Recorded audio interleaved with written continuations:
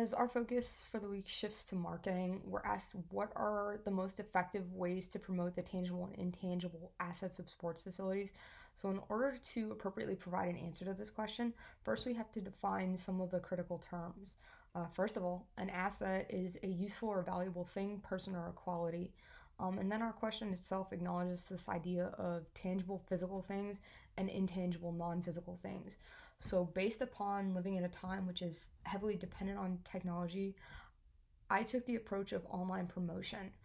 The first research I pulled focused on social media specifically, and according to this article, there are approximately 4.76 billion social media users around the world as of January 2023, which equates to 59.4% of the total global population. So, if the objective is to reach the most people, that would certainly be a way to achieve it.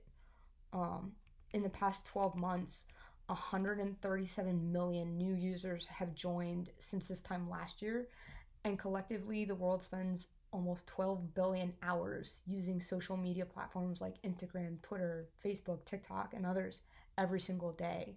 So, with these services, people are not only able to post, but they can do things like boost or pin things to reach even farther. They don't fall back into the sea of posts. Um, there are people that like top of the line, and that does grab attention.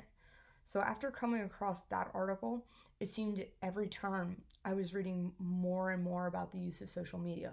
But the newest and flashiest way may not always be the route to take.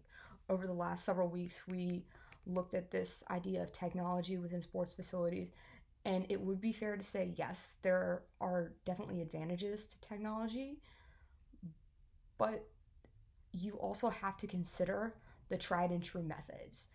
In this situation, I'd like to bring into point the sentiment, a picture is worth 1,000 words.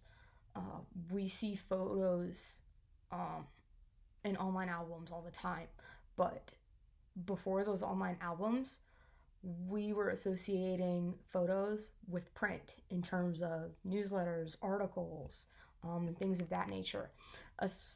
A picture can add more depth to the words that we're just seeing on the paper. It brings things to life in front of our eyes.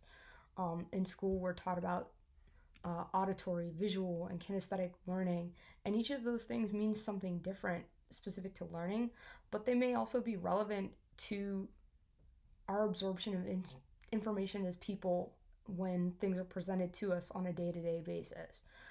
In order to successfully market, yeah, you have to know the product, but you also have to know the audience and mold it to them. As an example, I was privy to through some of my previous work experience.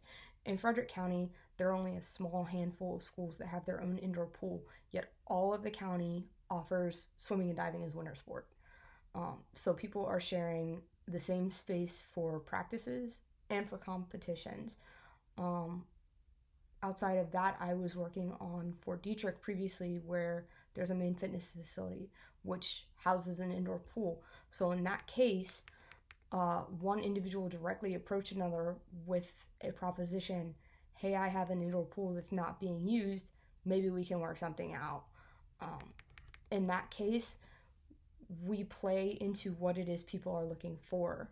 We have to carefully consider who and what people are aligning themselves with, and in doing so, that allows for more successful marketing. There's effective in the sense of what works, but then there's also effective in the sense of what achieves the results being sought after.